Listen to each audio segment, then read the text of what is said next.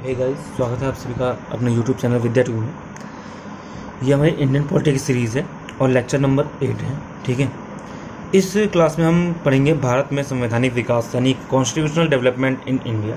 ठीक है, यानी भारत में देखो, जो भारत पहले था, ठीक है, तो पहले हमारे पास संविधान नहीं था कि जैसे आज हमारे पास संविधान है, किताब है, पूरी बुक डॉक्यूमेंट है, ऐसा नहीं था। ठीक है, हमारा संविधान बाद में बना। तो ये संवैधानिक जो विकास हुआ है, जो कॉन्स्टिट्यूशनल डेवलपमेंट हुआ है, ये कैसे हुआ, इनमें क्या क्या चीज़ें आती हैं। ठीक है, इसी को हम कहते हैं हिस्टोरिकल बैकग्राउंड्स ऑफ कॉन्स्टिट्यूशन में पढ़ते हैं। ठीक है, लक्ष्मीकांत की जब आप बुक पढ़ते हैं उसमें लिखा हुआ है हिस्टोरिकल बैकग्राउंड ऑफ कॉन्स्टिट्यूशन। ठीक है, तो इसी चैप्टर को हम पढ़ेंगे इसमें तो चलते हैं, शुरू करते हैं क्लास में। तो बात करते हैं कॉन्स्टिट्यूशनल डेवलपमेंट की, यानी संवैधानिक विकास की।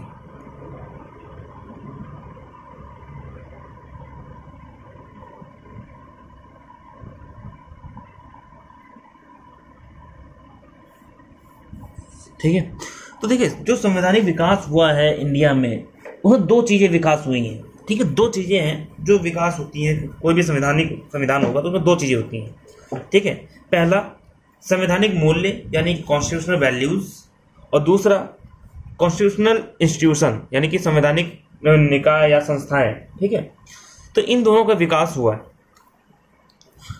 ठीक है, दो चीज़ें डेवलप होती हैं कॉन्स्टिट्यूशनल डेवलपमेंट में। पहला वैल्यूज़ यानी कौन सी संवैधानिक वैल्यू में, संवैधानिक मूल्य यानी कॉन्स्टिट्यूशनल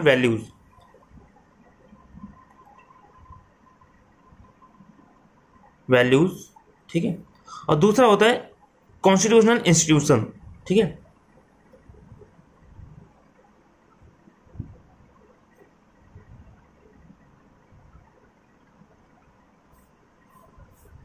संवैधानिक संस्थाएं। तो कॉन्स्टिट्यूशनल वैल्यूज मतलब कैसे, मैंने आपको कल भी बताया था कॉन्स्टिट्यूशनल वैल्यूज कौन कौन से होते हैं। जैसे आपका डेमोक्रेसी होगी, ठीक है, आपका फ्रीडम हो गया, ठीक है, लिबर्टी हो गई आपकी, ठीक है, और जैसे आपके फंडामेंटल राइट है आप पूरी तरह से कर लें, ठीक है, जस्टिस हो गया। ये जो है ये क्या कहलाती है, हमारी वैल्यूज कहलाती है। ये समय के अकॉर्डिंग हमारी सोसाइटी में क्या हुई, डेवलप हुई है। डेमोक्रेसी हमारे वहाँ पहले नहीं थी, पहले मोनार्किकल सिस्टम चलता था, धीरे धीरे डेमोक्रेसी शुरू हो गई। ठीक है,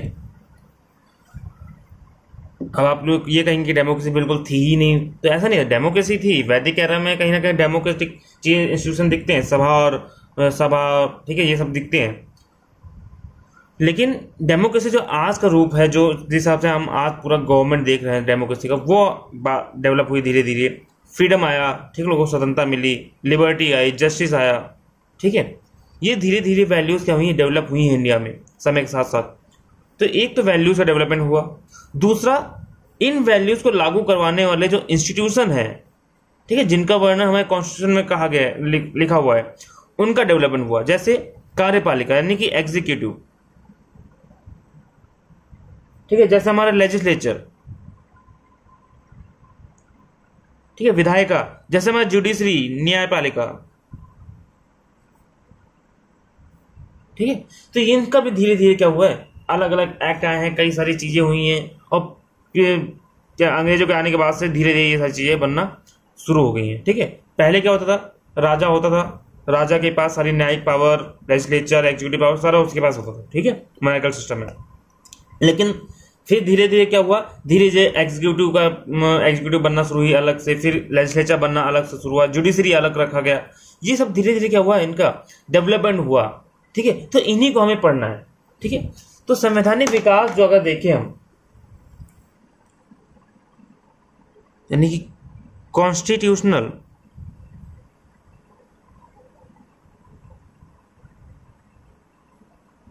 डेवलपमेंट अगर देखें तो देखिए, जो कॉन्स्टिट्यूशनल डेवलपमेंट हुआ है उसे हम कहीं ना कहीं, जो हमारा ब्रिटिश गवर्नमेंट थी, ब्रिटिश सरकार थी, उन्होंने जो चीजें, जो एक्ट लेके आए हैं, उन्हीं सारी चीजों एक्ट को हमें पढ़ना है। जैसे वो रेगुलेटिंग एक्ट हो गया, पिट्स इंडिया एक्ट हो गया, ठीक है, मॉन्टेग्यू चेम्सफोर्ड सुधार एक्ट हो गया, 1835 का एक्ट हो गया, 1604 का चार्टर एक्ट हो गया, ये सारी चीजें हमें इसमें पढ़ना है। ठीक है, तो संवैधानिक विकास जो है वो हम दो तरह से दो भागों में पढ़ सकते हैं। ठीक है, इसको हम दो भागों में डिवाइड करके पढ़ सकते हैं। पहला, कंपनी का शासन जब था, ठीक है, जो ब्रिटिश ने शासन किया है ना, वो दो तरह का शासन किया है। एक कंपनी का शासन था जो ईस्ट इंडिया कंपनी थी, और दूसरा शासन था क्राउन का शासन यानी ताज का शासन। ठीक है, ताज का शासन। ठीक है, देखो 1600 में जब कंपनी आई थी, ब्रिटिश ईस्ट इंडिया कंपनी हमारे पास आई थी, इंडिया आई थी 1600 में, तो क्या आई थी, वो व्यापार करने आई थी केवल। ठीक है, व्यापार करने के बाद पहले वो व्यापार करती रही 1600 लेकर के 1764 तक, यानी बक्सर के युद्ध तक। बक्सर के युद्ध के बाद क्या हुआ, उसके पास जब बक्सर का युद्ध हो गया, उसके पास क्या हुआ, कुछ दीवानी पावर आ गई। ठीक है, दीवानी पावर आने के मतलब क्या है, मतलब कि वो व्यापार के अलावा अब राजनीति भी करने लगी। ओके, अब ये राजनीति जब करने लगी तो वहां से थोड़ा सा राजनीतिक पावर भी आने, यानी व्यापार भी कर रही है और कुछ राजनीतिक पावर भी है और राजनीति भी कर रही है, रूल भी कर रही है थोड़ा बहुत। ठीक है, उसके बाद जब 1857 क्रांति हुई, ठीक है, 1857 की क्रांति हुई, द ग्रेट रिवॉल्ट ऑफ 1857। ठीक है, उसके बाद क्या हुआ, जो ईस्ट इंडिया कंपनी का जो भी राजनीतिक पावर था वो सारा का सारा किसके हाथ में चला गया, सीधे सीधे वहां के राजा या रानी के हाथ में चला गया, क्राउन के हाथ में चला गया, और कंपनी को वहां पे व्यापार बोल दिया गया, खत्म कर दिया गया, और उसे बोल दिया गया आप एक रिप्रेजेंटेटिव की तरह, क्राउन के रिप्रेजेंटेटिव के तौर पर आप क्या करेंगे, वहां पर शासन करेंगे, और पूरा का पूरा शासन क्राउन के हाथ में आया। ठीक है, तो ये जो कंपनी का शासन है ये 1600 से लेकर के 1857 तक रहा। ठीक है, 1857 तक कंपनी का शासन रहा, और 1858 से लेकर के 1947 तक जो भी शासन किया वो किसका शासन था, क्राउन का शासन माना जाता है, यानी ताज का शासन माना जाता है। ठीक है, जब आपको मैं मॉडर्न हिस्ट्री पढ़ाऊंगा तो उसमें आपको अच्छे से समझ में आएगा। ठीक है, 1600 में आप देखो ये जो कंपनी भी है इसको भी हम दो भागों में बांट सकते हैं। ठीक है, आप ऐसे चार्टर्ड एक्ट पढ़ने लगोगे तो दिक्कत आएगी, जब आप डिवाइड करके पढ़ोगे, ठीक है, तो चीजें क्या है ज्यादा अच्छे समझ में आ जाएंगी। ठीक, कौन क्या कर रहा है। तो ये जो कंपनी आई थी ये कब आई थी, 1600 में आई थी, जाहिर सी बात है। ठीक है, इंडिया में कब आई थी, 1600 ईस्वी में आई थी। तो पहले जब आई थी ये व्यापार करने आई थी। स्टार्टिंग में ये क्या कर रही थी, केवल और केवल ट्रेड कर रही थी, इंडिया के साथ केवल ट्रेड करने आई थी। लेकिन जब वो आई और देखा कि हाँ इंडिया में क्या है, लोग आपस में लड़ रहे हैं, राजा आपस में ही लड़ रहे हैं, एक यूनिटी नहीं है, तो क्या किया उन्होंने धीरे धीरे पावर को एक्वायर करना शुरू कर दिया। ठीक है, और एट लास्ट जाके जब प्लासी का युद्ध होता है तो प्लासी के युद्ध से थोड़ा सा पावर एक्वायर करते हैं, और उसके बाद धीरे धीरे जब बक्सर का युद्ध होता है ना 1764 में, तब जाके इनके पास दीवानी पावर आ जाती है, यानी इनके पास टैक्स वसूलने की पावर आ जाती है। ठीक है, राजनीति में आ जाते हैं ये, और इनकी ये क्या करते हैं, रूल करना शुरू कर देते हैं भारत के कुछ पार्ट में। ठीक है, बंगाल का जो पार्ट था आपका, बंगाल उड़ीसा और आपका बिहार का पार्ट था। ठीक है, तो इन्होंने क्या किया, पहले व्यापार किया, और उसके बाद कंपनी ने क्या किया, व्यापार प्लस में राजनीति यानी पॉलिटिक्स, यानी कि ट्रेड पॉलिटिक्स दोनों करना शुरू कर दिया। ठीक है, कंफ्यूज होता है ना, जब कंपनी आई थी ईस्ट इंडिया कंपनी ECI, ठीक है, तो पहले 1600 में आई थी, और 1600 में जब आई तो ये केवल और केवल ट्रेड करती थी, केवल व्यापार करती थी, इसी पर व्यापारिक पावर थी कि हाँ व्यापार करोगे। उसके बाद ठीक है, उसके बाद जब इसने प्लासी और बक्सर का जो जीता तो इसके पास क्या आ गया, कुछ पॉलिटिकल पावर भी आ गई, राजनीतिक पावर आ गया, और राजनीति करने इसने शुरू कर दी। तो अब यहां पे क्या हुआ, ये 1600 से लेकर के 1764 तक रहा। ठीक है, व्यापार, और ये जो है वो 1765 से लेकर के जब इलाहाबाद की संधि हुई थी, ठीक है, ट्रीटी ऑफ इलाहाबाद, उसके बाद से लेकर के 1764 लेकर के 1857 तक इन्होंने क्या किया, व्यापार भी किया और पॉलिटिक्स भी की।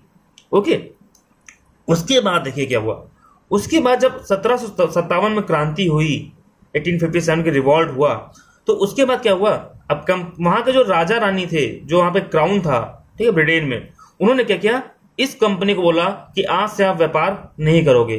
ठीक है, आज से आप व्यापारिक चीजें जो है वो खत्म हो जाती हैं, बंद कर दी। आज से आप क्या करोगे, केवल और केवल राजनीति करोगे, वहां पर शासन करोगे on the behalf of crown.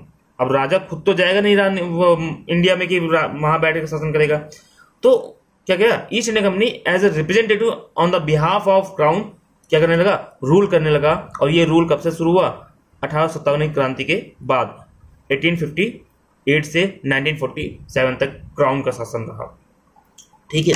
आजकल हम केवल इसका ओवरव्यू लेंगे कि हम इस चैप्टर में हमें क्या क्या पढ़ना है, और ये जो चैप्टर है वो कई पार्ट में होगा, ठीक है। ये चैप्टर बड़ा है और कई सारे एक्ट हैं इसमें पढ़ने हैं। तो ये देखो, यहाँ पे जब ब्रिटिश ईस्ट इंडिया कंपनी आई थी, पहले यहाँ से शुरू करते हैं, 1600 में आई थी। तो 1600 में जब आई थी ना ये, तो ये अपने हाथ में एक कागज़ का टुकड़ा लेके आई थी, एक पेपर लेके आई थी। और पेपर क्या था, नैपकिन तो रही नहीं होगी, ना तो रुमाल रहा होगा, है ना। वो क्या था, एक 1600 का चार्टर एक्ट था, ठीक है, 1600 का चार्टर एक्ट, ठीक है। ब्रिटेन के जो राजा रानी थे, वहां के जो क्राउन था, उन्होंने क्या किया, इस कंपनी को एक एक्ट दिया, एक पावर दे दी पर लिखित रूप में एक कागज पर कि हाँ आप इंडिया जाओ, ठीक है, एशिया जाओ, ये जो साउथ एशिया है, ईस्ट एशिया जाओ, वहां पे आप व्यापार करो, और ब्रिटेन के कोई भी और दूसरी कंपनी वहां पे उधर नहीं जाएगी, ठीक। केवल और केवल पूरा का पूरा मोनोपोली किसके पास थी, ईस्ट इंडिया कंपनी के पास, इसके पास। और ये पावर दी किसने थी, क्राउन ने, ठीक है। तो कंपनी उस चार्टर को लेकर के 1600 में इंडिया आई, और इस चार्टर के साथ में क्या लिखा था कि ईस्ट इंडिया कंपनी के अलावा कोई दूसरी कंपनी भारत नहीं जाएगी। पूरी की पूरी मोनोपोली इंडिया के साथ व्यापार करने की पूरी मोनोपोली किसके पास है, ईस्ट इंडिया कंपनी के पास। ये चार्टर एक्ट में लिखा हुआ, ठीक है। और उसके बाद जब व्यापार करना शुरू करते हैं, तो उसके बाद यहाँ पे क्या होता है, आपका 1757 का प्लासी का युद्ध होता है, ठीक है। 1757 का जो क्या होता है, प्लासी का युद्ध होता है, बैटल ऑफ प्लासी, वो जीतते हैं। 1764 में क्या होता है, बक्सर का युद्ध होता है, वो भी जीत जाते हैं।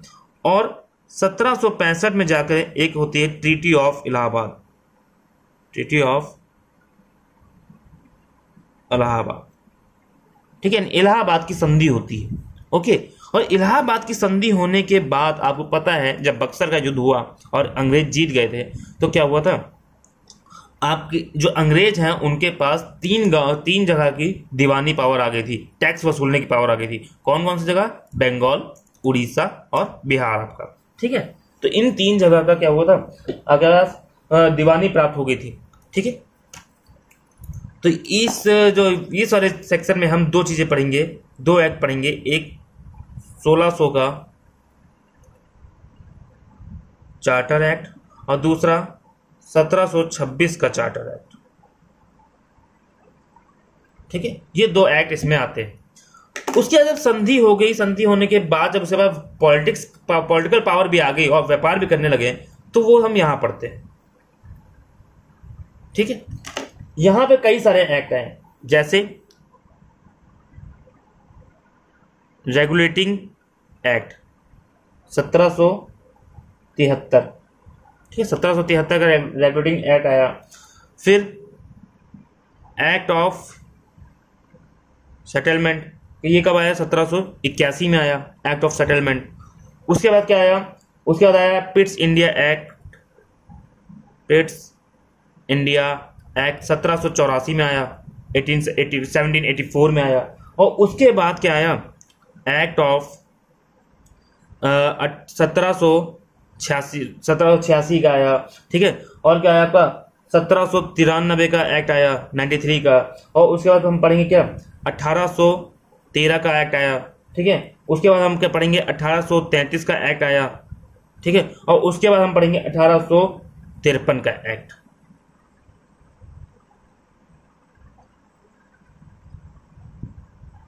ठीक है। तो ये सारे एक्ट क्या आए हैं, इस समय में आए हैं जब जो ईस्ट इंडिया कंपनी थी वो व्यापार भी कर रही थी और पॉलिटिक्स भी कर रही थी, ओके। कौन कौन सा एक्ट, रेगुलेटिंग एक्ट ऑफ 1773 यानी 1773 का regulating act, act of settlement यानी settlement act 1781, Pitt's India act 1784, act of 1786, act of 1793, ठीक है, act of 1813, act of 1833 and at last act of 1853, ठीक है। ये एक्ट आए हैं और ये एक्ट आपके इस सेक्शन में पढ़े जाते हैं। जब इस एक्ट में जो आए हैं उसमें उस समय, ठीक है, ये पूरा जो एक्ट आया है, इस समय जो ईस्ट इंडिया कंपनी थी वो आपको व्यापार भी कर रही थी और आपका क्या कर रही थी, पॉलिटिक्स भी कर रही थी, राजनीति भी कर रही थी, ठीक है, दोनों पावर कर रही थी।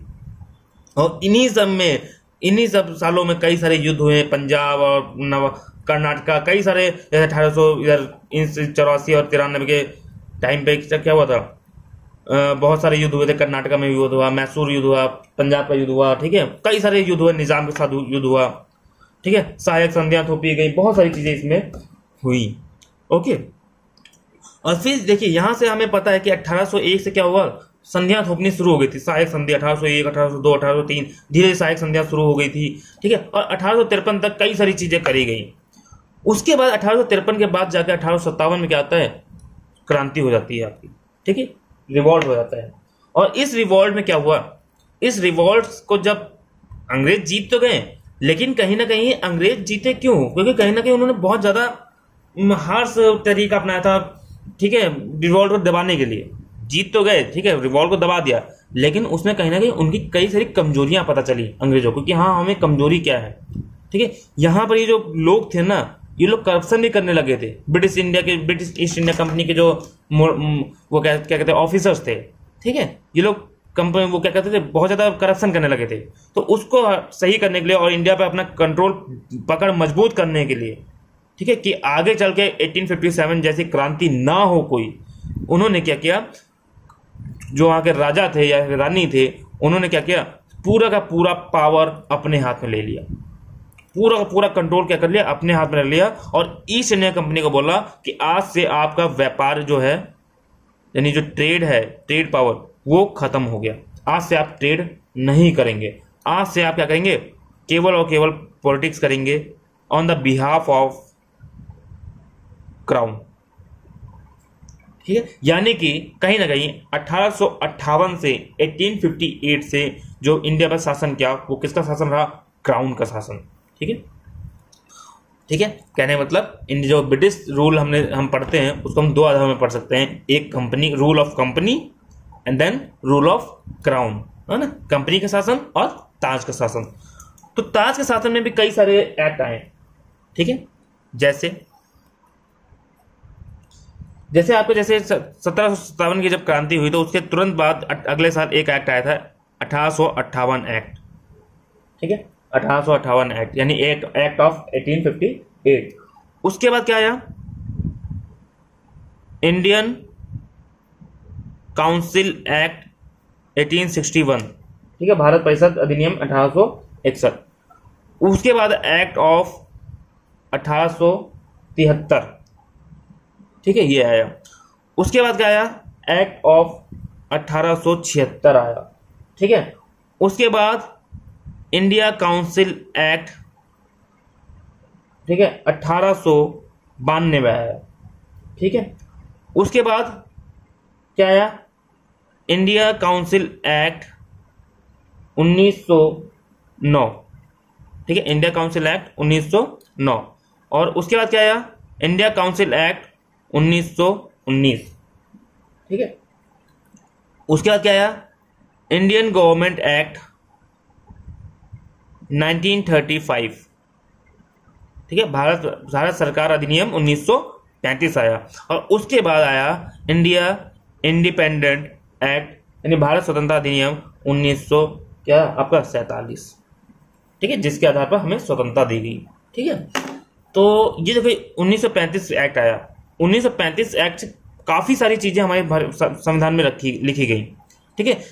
1973 में सुप्रीम कोर्ट बनाने की बात करी गई, ठीक है। तो ये सब क्या हुआ, इसमें जो अच्छी अच्छी बातें जो थी वो सारी चीजें इसमें से निकाल करके क्या कर दिया, अपने संविधान में रख दिया गया, लिख दिया गया उसको, ठीक है। तो ये जितने भी एक्ट है ना, ये सारे के सारे एक्ट कहीं ना कहीं एक बैकग्राउंड क्रिएट करते हैं इंडियन कॉन्स्टिट्यूशन को बनाने में, ठीक है। यहां से कई सारी अच्छी अच्छी चीजें जो हमारे इंडिया के लिए फायदेमंद थी, जैसे जुडिशरी का होना अलग और पृथक, ठीक है, जुडिशरी के पास जुडिशियल पावर होना, ठीक है, लेजिस्लेचर के पास केवल कानून बनाना और एग्जीक्यूटिव उसको एग्जीक्यूट करती, इंप्लीमेंट करवाती थी, ठीक है। ये सारी चीजें, इलेक्शन करवाना, डेमोक्रेसी लाना, ठीक है। तो ये सारी चीजें जो भी थी वो सभी क्या है, इन्हीं एक्ट से निकाल करके हमारे संविधान में लिखी गई, उसको अपने हिसाब से मॉडिफाई करके, ठीक है। तो आई होप आपको समझ में आ गया होगा। एक बार रिवाइज कर लेते हैं। ये जो टॉपिक रहा हमारा क्या था, कॉन्स्टिट्यूशनल डेवलपमेंट इन इंडिया की बात कर रहे थे हम, ठीक है। ये केवल एक ओवरव्यू है कि हम इस चैप्टर में क्या पढ़ेंगे, ओके। तो कॉन्स्टिट्यूशनल डेवलपमेंट में दो चीजें डेवलप होती हैं, एक वैल्यूज, देन दूसरा इंस्टीट्यूशन। यानी कॉन्स्टिट्यूशनल वैल्यूज जैसे कि डेमोक्रेसी, फ्रीडम, लिबर्टी, जस्टिस, ये सारी चीजें धीरे धीरे क्या हुई, डेवलप हुई, ओके, उसके बाद क्या आता है हमारा, इन कॉन्स्टिट्यूशनल इंस्टीट्यूशन, एग्जीक्यूटिव कैसे डेवलप हुआ, लेजिस्लेचर डेवलप हुआ, जुडिशरी डेवलप हुआ, सिविल सर्विसेज डेवलप हुआ, है ना। सिविल सर्विसेज भी तो कौन लेके आता, अंग्रेजी तो लेके आए थे। उसके बाद क्या हुआ, वहां पर आपका क्या कहते हैं, बैंकिंग सिस्टम भी डेवलप होता है, ठीक है, बहुत सारी चीजें डेवलप होती हैं। तो कॉन्स्टिट्यूशनल इंस्टीट्यूशन की बात करते हैं, एग्जीक्यूटिव, लेजिस्लेचर, जुडिशरी, ये सारी चीजें डेवलप हुई। ओके, उसके बाद कॉन्स्टिट्यूशन डेवलपमेंट में अगर मैं ब्रिटिश रूल की बात करूं, ठीक है, ब्रिटिश रूल की बात करूं तो इसको हम क्या कर रहे हैं, दो भागों में पढ़ सकते हैं, एक rule of company, then rule of crown. Okay, rule of company का टाइमलाइन क्या रही है, 1600 से लेकर, यानी जब से इंडिया में वो आए थे 1857 तक, 1857 या 1858 भी कह सकते हैं उसको, ठीक है, 1858 तक ये कंपनी का शासन चला, ठीक है। और 1858 से लेकर के लास्ट तक 1947 तक क्राउन का शासन चला, यानी कि ताज का शासन चला, वहां का जो राजा रानी थे उनका शासन चला, ठीक है। कंपनी का शासन दो भागों में पढ़ सकते हैं, पहला एक व्यापारिक शासन जिसमें केवल व्यापार करते थे, और दूसरा व्यापार और राजनीतिक जिसमें वो व्यापार और राजनीति दोनों कर रहे थे। इसमें इस व्यापार वाले में दो मेन है, एक 1600 और दूसरा 1726, इन दोनों चार्टर है, ठीक है। इसमें कई सारे अधिकार दिए गए थे कंपनी को। व्यापार वाले एक्ट में क्या, इसमें क्या था, दूसरे वाले सेक्शन में कई सारे एक्ट आए, रेगुलेटिंग एक्ट 1773, 1781, 1784, 1786, 1793, 1813, 1833, 1853, ये सारे एक्ट हम इसमें पढ़ेंगे। उसके बाद जब क्राउन का शासन आया, रिवॉल्ट के बाद, क्रांति के बाद 1857 की, तो क्या हुआ, क्राउन ने अपना शासन, पूरा का पूरा शासन अपने अंडर कर लिया और कई सारे एक्ट दिए। 1858 एक्ट, 1861, 1873, 1876, 1892, 1892 यानी कि 1909 यानी 1909, ठीक है, 1909, 1919, 1919 का एक्ट, 1935 का एक्ट, 1947 का एक्ट, ये सारे एक्ट क्या हुए, ब्रिटिश इंडिया कंपनी लेके आई और इसी के हिसाब से उन्होंने शासन किया।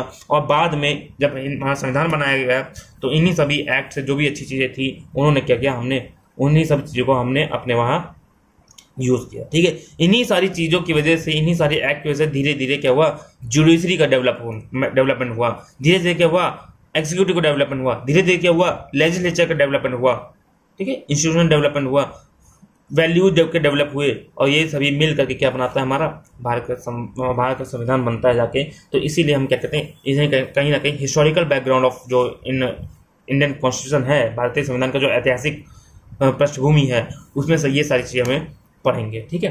तो उम्मीद है आपको ये सारी चीजें समझ में आई होंगी। अब अगली क्लास से हम क्या करेंगे, इनमें से एक एक एक्ट को अच्छे से और बारीकी से इसका एनालिसिस करेंगे, ठीक है, किस एक्ट में क्या कहा गया, उससे क्या फायदे निकले, क्या उसमें कमियां थी, सारी चीजें हम क्या करेंगे, उसको समझेंगे, ठीक है। जब आप ये सारे एक्ट समझ लेंगे ना, ये सारे एक्ट, तो उसके बाद आपको कहीं ना कहीं 1857 की क्रांति में अच्छे से पता लगेगा कि हाँ क्या क्या हुआ इसमें, ठीक है। फिर यहाँ पे आपको आज़ादी की जो ये जब 1919 एक्ट पढ़ लेंगे, 1909 पढ़ लेंगे, 35 पढ़ लेंगे, तो यहाँ पे आपको जब ये एक्ट पढ़ लेंगे ना, तो आपको कहीं ना कहीं इतिहास में बहुत ज़्यादा हेल्पफुल मिलेगा, हिस्ट्री में, ठीक है, कि क्यों वहाँ पे कई सारे प्रोटेस्ट शुरू हो गए थे, कई सारे मूवमेंट चलाए गए। ओके, तो फिर ठीक है, वीडियो को लाइक करिए, कमेंट करिए, ठीक है, शेयर करिए, आप चैनल को सब्सक्राइब करके बेल आइकन प्रेस करिए, ताकि जो हमारी वीडियो है उसकी नोटिफिकेशन आपको मिलती रहे, और जुड़े रहिए, हमें सपोर्ट करते रहिए, ताकि ऐसे ही और भी वीडियो हम आपको लिए पोस्ट करते रहे, बनाते रहे, ठीक है। तो तब तक के लिए गुड बाय, सी यू।